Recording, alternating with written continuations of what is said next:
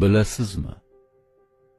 Chayon o'zi tuqqan bolalarini o'z yelkasiga chiqarib, o'zini go'shtini yedirib, katta qilar ekan.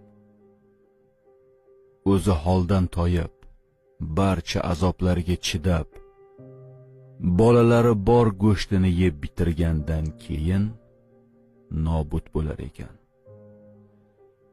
Chayonni bolasi chayonda deb qo'ya qolamiz.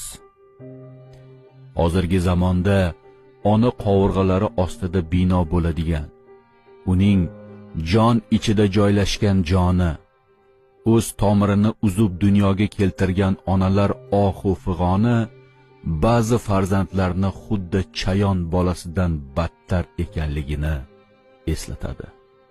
O'z ota-onasini xo'rlagan, duosini olmagan, bir bor yo'qlab qo'yishga yaramagan farzandni chayon bolasidan qanday farqi bor? Xulosa o'zingizdan izlang.